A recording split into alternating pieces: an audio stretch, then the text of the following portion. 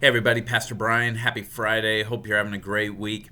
This week in our Red Letter Challenge series, our target has been giving, and we've focused in on different aspects of giving, whether it's looking at our heart condition, giving generously, giving food to a food bank, going through our closets and donating some clothes maybe we're not using anymore, realizing, hey, I've got all these clothes, I don't really need all of them, and we donate them so somebody else can use them. Yesterday and today we have really focused in on the money aspect of giving. And I love the passage from yesterday from Malachi chapter 3. If you were able to either join us in person or on live stream last Sunday, I referenced this section of scripture in the sermon where God challenges the people to test him in their giving of their tithe back to him. And he says, test me, because they were holding back from God. And God says, bring the whole tithe, bring the whole 10% to me, and see if I will not throw open the floodgates of heaven and pour out so much blessing that you won't be able to hold it all in. In today's reading, Zach compares giving, whether it's giving tithe or giving sacrificially, he compares it to working out. And we all know that if we haven't worked out for a while and we go to the gym or we start exercising, we start working out, man, that later that day or especially the next day, it is painful, it is hard, and maybe you start running or walking for the first time, and the next day you're like, oh, I can barely walk, my legs are sore. Or you went to the gym and you were exercising your arms, and the next day you can barely lift your arms. It is painful. But the more you do it, the more consistent you are, the less it hurts, and as you continue to do it, man, then you can exercise, then you can work out without that pain.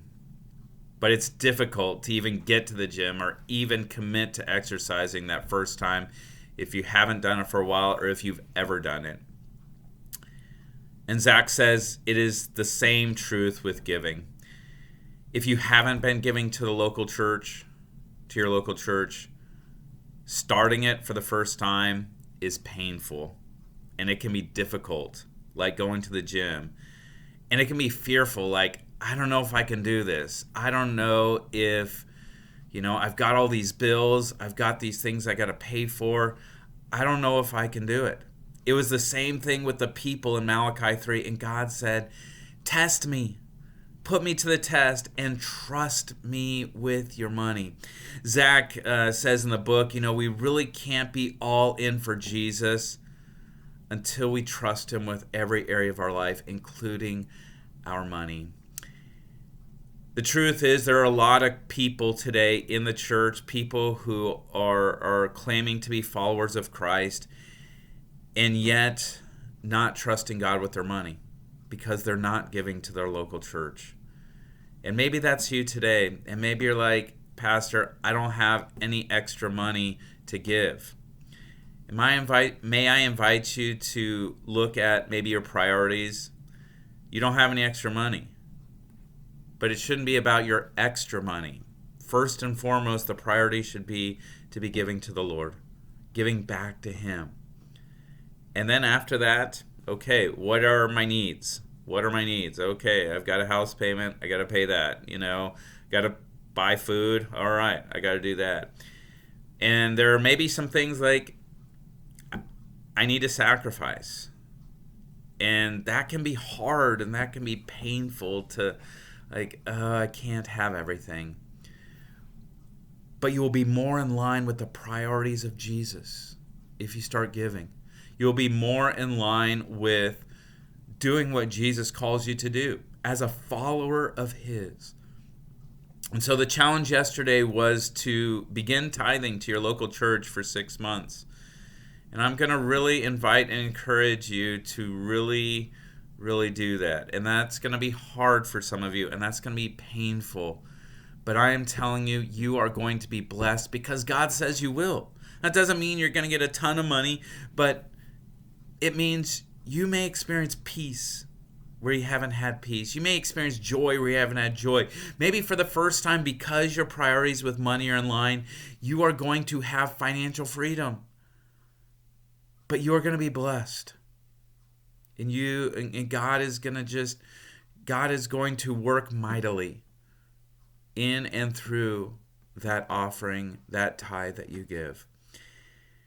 And so this one may be a little more difficult this week, and maybe this challenge, this target has been a little more difficult in your giving this week.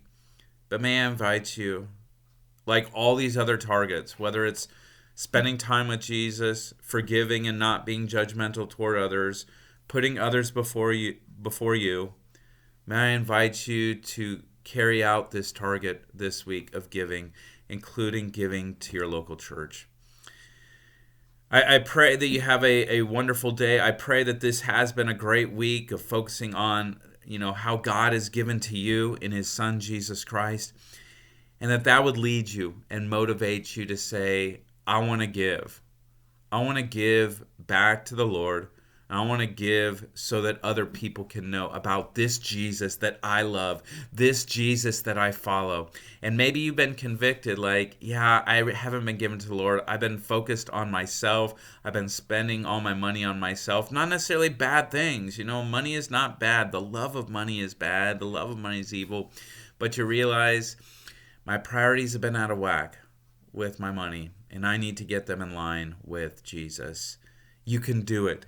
With God's help, with God's power, you can start tithing, you can start giving, and God is going to bless you. I pray you have a great rest of your day and weekend, and we'll hopefully see you on Sunday. God's blessings.